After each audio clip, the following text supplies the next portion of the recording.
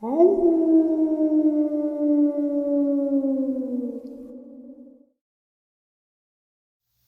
greetings and salutations, everyone. I hope everyone is still doing well, and welcome to this night-ending bonus upload. Before we jump into it, a couple quick links. As many of you may know, I rely on Patreon, PayPal channel membership, and the merch to help the channel to continue to grow and go. Links to Patreon, PayPal, and channel membership is in the description below, merch displayed directly under the video. Also, Dogman Frightening Encounters, Volume 1 through 3, the audiobook versions. They were written and researched by Tom Lyons, narrated and produced by me, Jeff Nadolny. Those audiobooks are available on Audible, Amazon, and iTunes, links to which are also in the description as well. And finally, last but definitely not least, if you'd really like to help support the channel to continue to grow and go, simply subscribe. It does not cost a cent. Click that like button, takes half a second. If you don't want to miss out on any of the informative uploads that I put out daily, click that bell icon. And folks, please leave a comment. Why? Well, because all of these things really do help this channel to continue to grow and go. And yes, folks, they definitely do matter. Now, everyone, I have taken far too much of your time. Let's jump in to this night-ending bonus upload. Shall we? All right, everybody. Tonight I have BD with me. He is from Louisiana. He shared his 3 encounters with us. I narrated them. And I was hoping to have him on last night, but he had an unfortunate accident helping his cousin collect snakes for milking. But tonight I have BD. BD, how are you doing tonight? Good, Jeff. How y'all doing tonight? I'm doing wonderful. Good.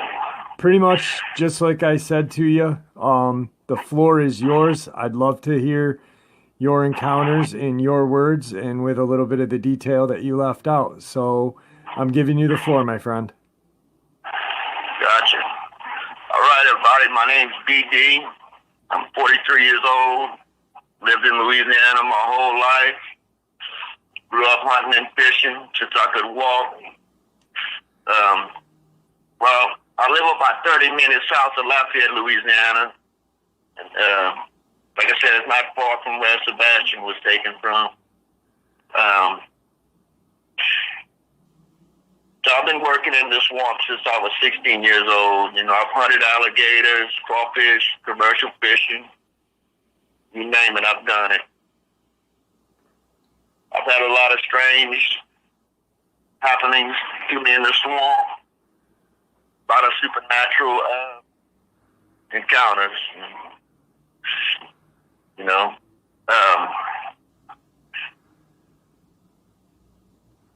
anyway, let me get a bit of the way my property is.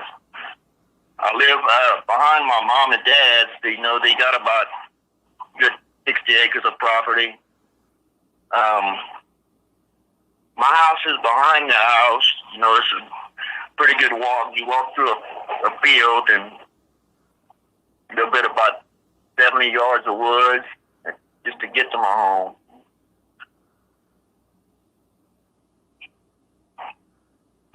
Not to get off topic, but when I was about 5 years old when we first moved here, me and my father was out on the front porch and we could hear the coyotes yipping and howling. Then all of a sudden I hear this long drawn out wolf type howl. So that's the first real, I'll say, encounter that I've had. Well, let me see.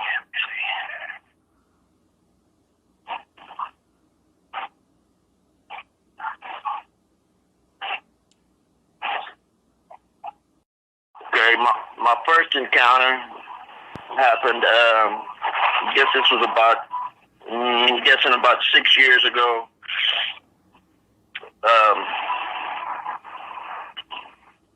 I usually get up around 4 a.m. get ready for work, get up, I'll make my coffee, make my lunch for the day, let my dog out. This particular morning, when I went to let him out, when I opened the door to let him out, he went out on the porch, and usually he goes down and, does his business. This morning, he just stands there on the porch, his hair standing up on his back, he's growling, and like, what the hell? He never does this, so I kind of try to coax him down the steps, and he refused to go. So I pull him back in the house, and my dog's big, and he's 145-pound white pit bull. He's never been afraid, anything. So, and he's very special to me, man. He saved my life when my trailer caught fire, dragged me off my sofa to wake me up. He's a very special dog, very smart. Anyway, when I go to let him out, it didn't seem like him, man. So I was like, well, whatever. So anyway, let him back in, get ready for work. I get dressed, make my lunch. When I go to walk out the door, he gets between me and the door. I figure he want to leave and come with me. So I just kind of push past him and lock my door, start my walk where my truck is. So I got to walk through about 75 yards, roughly, of a wooded trail, and just about another 125 with field and yard where my truck's parked in my mom's. It's always dark when I leave. It's 4:30 in the morning by the time I leave, so I use my flashlight. It's a little keychain light, it's getting very bright, so I'm heading the truck. Get about halfway up there to the wooded part, and I don't know, it's weird. It's like this strange feeling comes over me like I'm being watched. And I really don't scare easy, guys. I've been through a lot of stuff.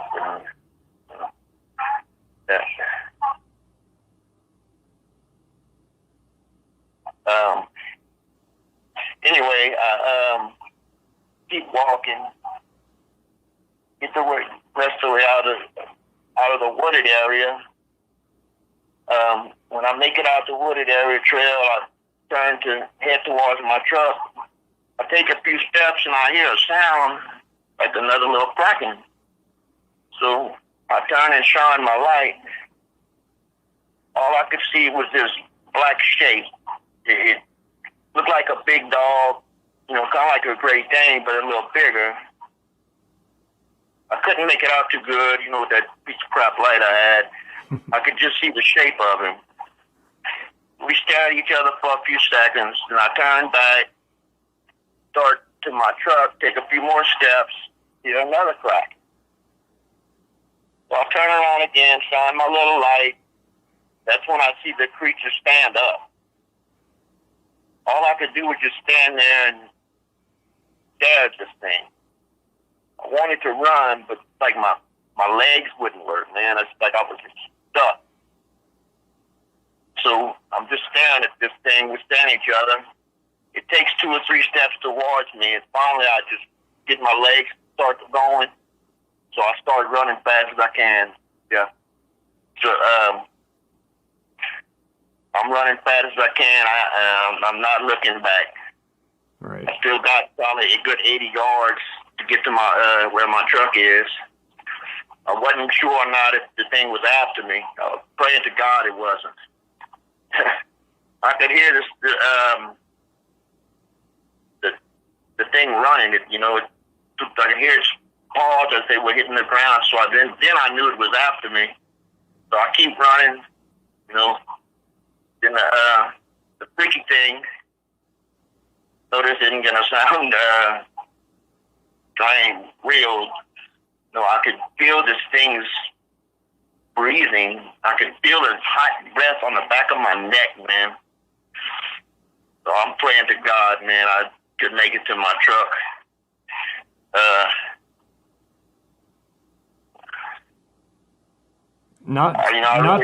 really thought I was dead, a dead man at this time. Right. BD, not to cut you off real quick, but when it stood up, could you see when you shined your little flashlight around, did you get any eye color or eye shine? Yes, Jeff, it had almost like I don't want to say yellowish, but a golden amber type color, I want to say. Okay. You know, like when you shine your flashlight, and let's see, like an alligator will have a red shine. Okay. You know, it was like that, but almost a golden type shine. So almost like a cat, kind of? Correct. Okay. Now, when it stood up, how high or how tall, what were you guesstimating this thing to be?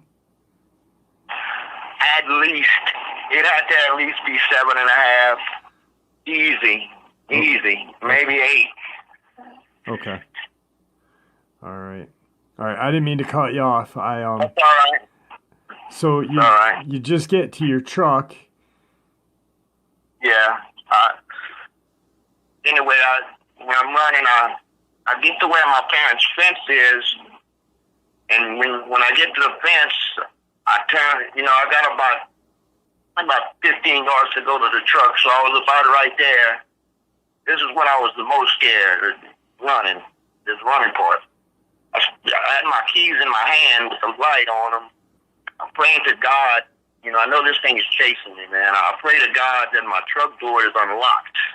And it's just kind of hard talking about this, man. Take your time. Anyway, I make it to my truck. I grab my door handle. Praise God, man. It was unlocked. I jump in my truck, easily slam and lock the door. I turn on the headlight on bright. And that's when I got the shock of my life, Jeff. This thing was standing right there by the fence part, 15 yards from me. You know, I could see it good as day, right, looking dead at me where my truck was. Man, I swear it looked like this thing came from hell, man. His head looked like, the best I could explain it, it almost looked hyena-ish, but wolf-like too, in a way. It was like nothing I've seen before. Right. Its ears were pointed with the tufts of hair. It standing up, you know, kind of like a dog. It kind of almost looked like rabbit ears, but, you know, bigger and a little more slender, but tall, long ears. Okay. It was black. It had a little bit of gray. You know how dogs, when they get old, they get a little bit of gray around their muzzles? Yeah. It had that on it, like a little bit of gray on his chest. Now the build on this thing, man, it was huge. And even with the hair on him, I could see, you know, the definition in his muscles, man. It was huge, Jeff. So like I said, any bodybuilders known today, this thing was a man. He was a man. You know, he was a big boy. Right. So I remember when you wrote out the encounter, you said with all the hair, you could still see the definition. So, like, you could see the, you know, like if you're looking at back in the day, Arnold Schwarzenegger with the, you know, the jacked body with hair, just imagine like with hair, you could definitely see like the rips, the cuts in his muscular chest and stomach area. Yeah. Okay. Yeah. And his hair was thicker around his neck area, but like on his front area, you know when a dog stands up, they have a narrower type chest? Yep. this thing had a man's type chest, with the pecs and abs. I mean, it was definitely something out of a movie. It didn't look natural. I mean, this thing just scared the shit out of me, man. Right. Absolutely. Go ahead. Oh, I just said absolutely. Oh yeah. Then the most messed up thing he did, he looks at me, rocking back and forth, just standing there, and then the thing grins at me, smiles.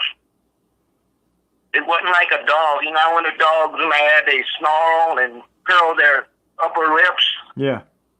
It smiled, not a snarl. This was a smile. It's like it was mocking me, like, SOB, I could have got you if I wanted you. Right, yeah. Anyway, he stands there for a few seconds, rocking back and forth, takes off, turns around, and walks into the woods. I get in my truck, leave. I go about 2 or 3 miles, and I guess from the adrenaline pumping so hard, it got me sick, pull over and throw up, and I call my parents. It's right there in their yard, and I don't really know how to tell them this. I saw a freaking werewolf in your yard. Anyway, I just tell them, look, man, I saw somebody creeping around the house in black, looked like a prowler. I said, please lock the doors, get the gun, call the police, whatever, and get ready. Right. When this thing took off, as after it grinned at you, did it take back off towards your house area or away from your house? Did it come from the same way it came? No, it can't. Well, let me try to explain this. That my mom's house is like in the front of our property, okay, and my house is down. They got a wood line, and then my house is further down the wood line, through the wood line into a little open area, and he went kind of catty corner to where my house would be. Back into the wooded area. Okay. Is there a lot of swamp area where you live, or a lot of water, or? Yeah, we have a lot of swamp area, and a lot of hardwood area too. Okay. I'm like people that know where Lafayette is. Lafayette's almost not far from the coast. Okay. And I live maybe 30 minutes south of that. So we have a lot of marsh, swamp. It's almost as far as south as you could go. No. Right in the middle of the swamp. Beside like animals that live in the water or in the swamp, is there a good population of critters like raccoon, possum, or stuff like that for them to eat? Yeah, we overrun with rabbits. They got nutria-rats. In fact, they got a bounty on nutria-rats that they $5. You bring in a nutria-rat tail, $5. But I don't do that kind of thing. I don't really care for just killing like that. Right. But a lot of people do. For the people that live. We have deer and. For the people that live in the north and the people that live in the southwest, can you explain to everybody what a nutria-rat is? A nutria-rat, it's a picture of a rat, a regular rat like the ones y'all got in New York. Yep. Probably 5 times bigger. I'm not lying. You could look it up if anybody hasn't seen a nutria-rat. They're huge, but they mostly live in the water. Okay. Swampish areas.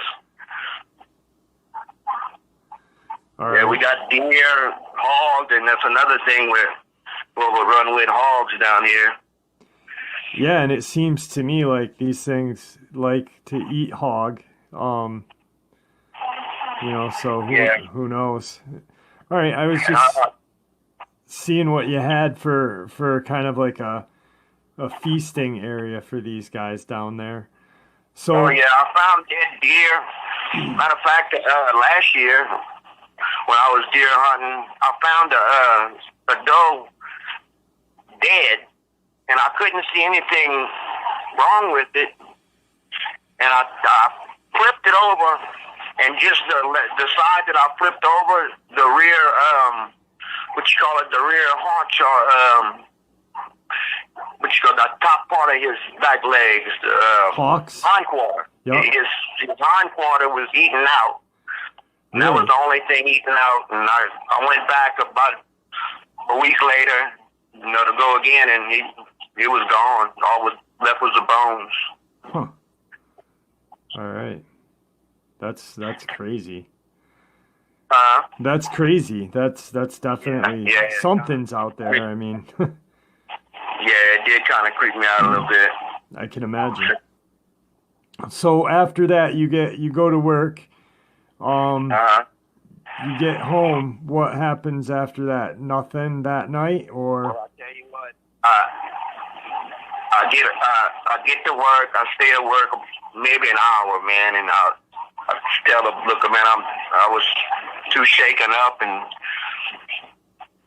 sick to even work, so I go home, man. I go to Lowe's and I buy motion detectors, put that up all around my house. Then I get a friend of mine. He come and installed alarm system on my house, my windows and doors. The thing really messed me. It really freaked me out.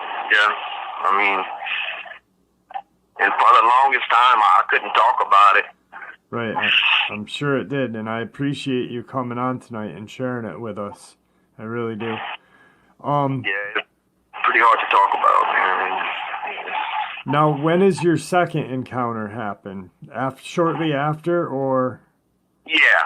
Okay. Yeah, the second encounter happened about I guess. Okay. Want to get into that one? Yeah, absolutely. If you're willing to, I'd like to hear all the other two if you're willing to do that. Yeah. All right. Well, this is my second one. Okay. Yes, sir. All right. I go to bed, and then me and my dog, I stay by myself with my dog. So it's about 1:30, 2 o'clock, and I wake up to my dog growling by my bedroom window. So I get up, I walk to the window. I had my pistol. Open the window. I didn't open the window. I pull the blinds down to see what I could see, and I couldn't see anything. So I just kind of go back in bed and try to get my dog to calm down. Finally, he calms down.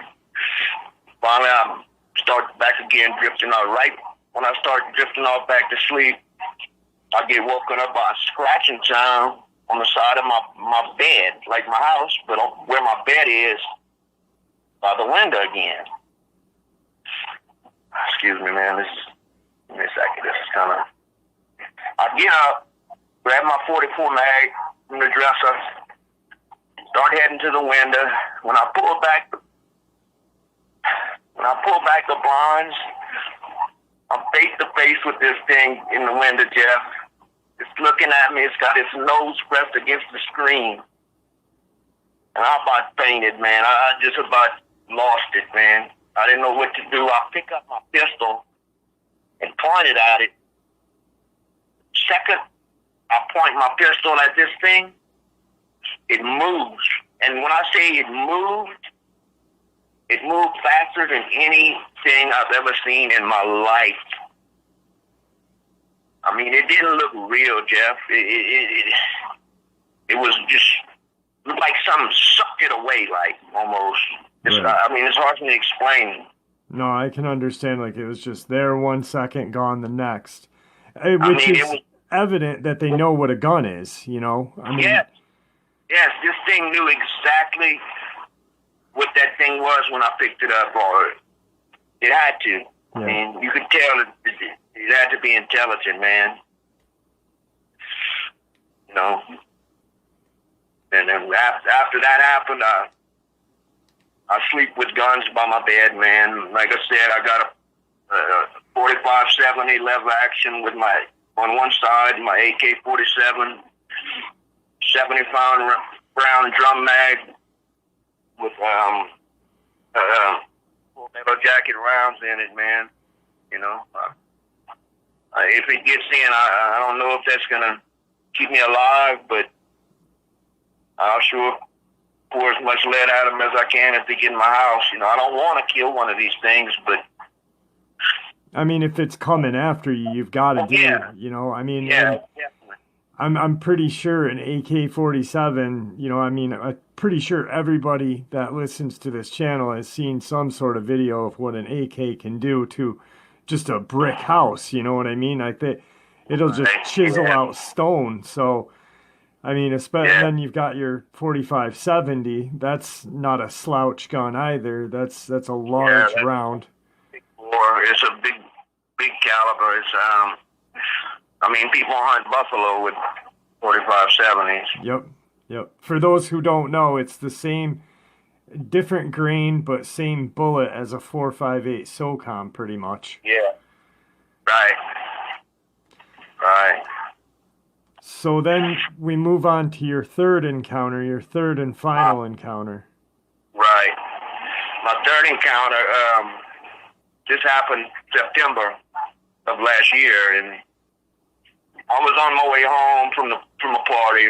My friends had a bachelor party, and it was about 3, you know. And I'm gonna say, people say, "Oh, you might have been drunk and seen something." I haven't drank in probably 15 years.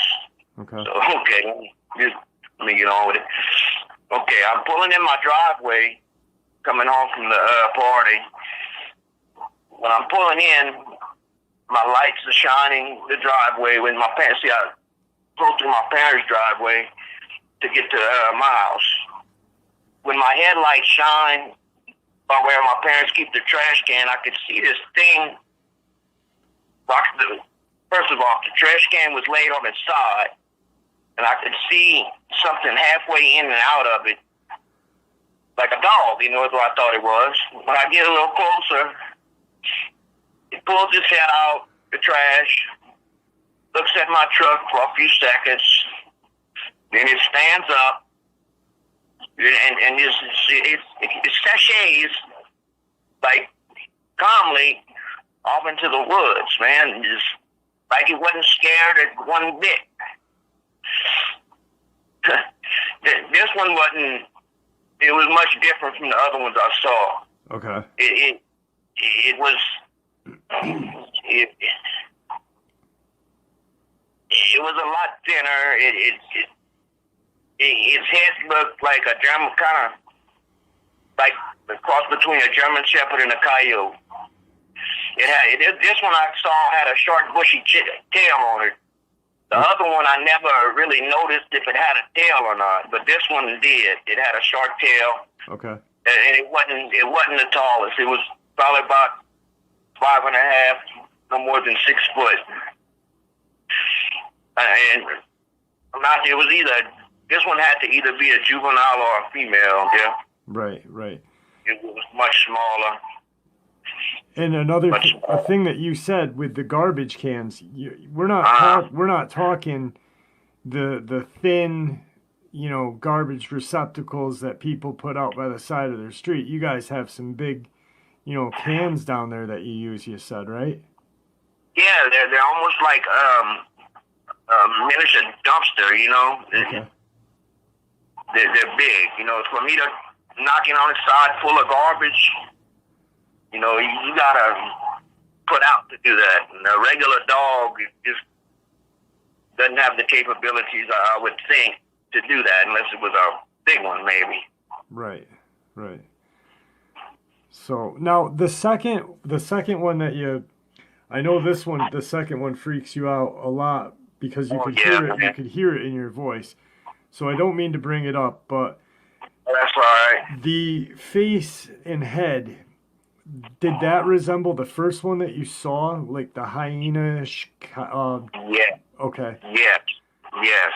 And it was. I mean, I was not even a foot and a half from it. Is what freaked me. It was just face to face with it, man, and I mean, it freaked me out, man, and I just didn't know who to talk to about it. Finally, I could confide in my grandmother, so I go talk to her, and I tell her what I saw. First encounter, second one, she tells me it's the Rougarou, and another thing I really didn't talk about was the way my life was when this, was going on. I wasn't, let me say it, I just wasn't an angel, Jeff. I had Right. problems back then. I Right. really don't want to get into, but it kind of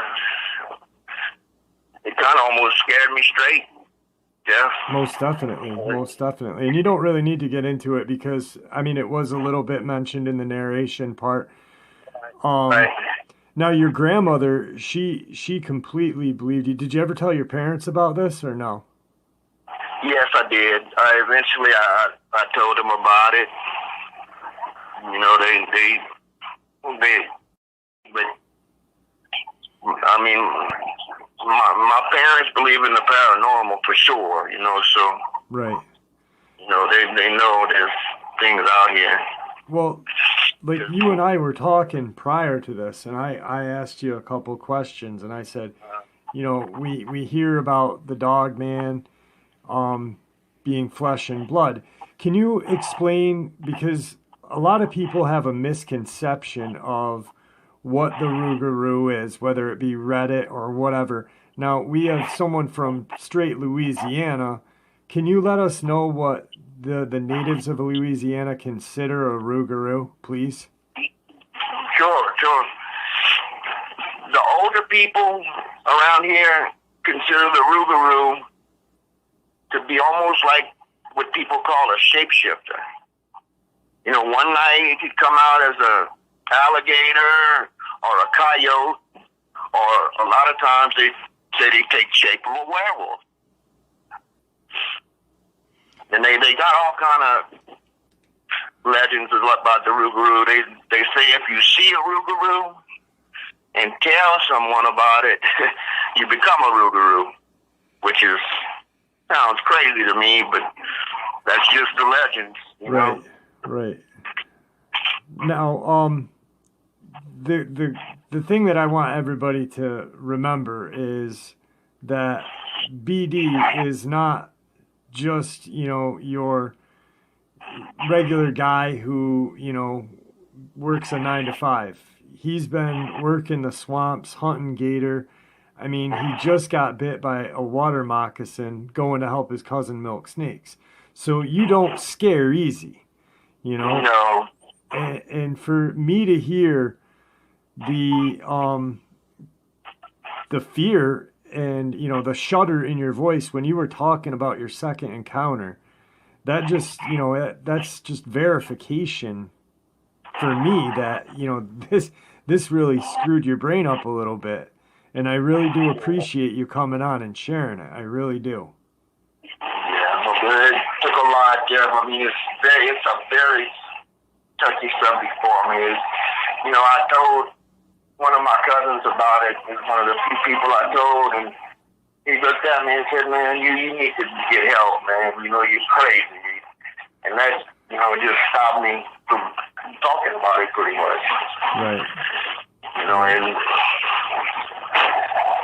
don't know. I just don't like talking about it. Period. After that. Well, hopefully this can, now that you got a little bit of it out, hopefully it'll help you a little bit. Hopefully you don't have any more encounters with these things, because it's nothing that anybody wants to see. And I read in the comment section that people want to hunt these things and do this and do that. And I'll tell you, man, everybody out there that wants to find a Dogman, take my word for it. Guys, just don't. You do not want to be face to face with one of these things. That's some definitely smart advice right there. Well, we're coming up on time, my friend. Is there anything that you'd like to say to end the upload to everybody? No, I guess that's about it, Jeff. I mean, I got a few other things I could talk about, other encounters I've heard of, but I mean, that would take a while. All right. We'll have to get another time. Yeah, I mean, if you've got time and you want to share some Louisiana encounters with us, I mean, I'm hoping that it won't be, actually, I'm pretty sure it won't be as personal, so it'll be a little easier to talk about. That would be amazing. I'd love to do, like I said to you, one of my research goals is to go down south, Louisiana, Georgia, Mississippi, and just find the old timers that are sitting on their porch, that have been on their porch for 50 years, that have seen these things, and talk to them. I tell you what, I guess if you ever do, I could definitely introduce you to a lot of older men that we could sit there and listen to their stories for hours. Well, that would be great. Well, BD, we're out of time right now. I want to thank you for coming on, and stay safe, all right? All right, Jeff. Thank you. And there you have it, folks. I do hope you all enjoyed this night-ending bonus as much as I enjoyed sharing it with you. I'd like to thank you all for supporting this channel. After all, it is your support that keeps this channel growing and going, and what gives us all a place and a chance to share our experiences and theories judgment-free. Everyone is simply treated with the respect we all deserve. Thank you. Please stay safe, happy, healthy, and ever vigilant, keeping an eye on our children, pets, family, and friends. These creatures are real. These events have happened. Share this information with those you love and care about, and it may just help save their lives someday. Until next time, never stop asking questions, never stop searching for the truth, and God bless you all.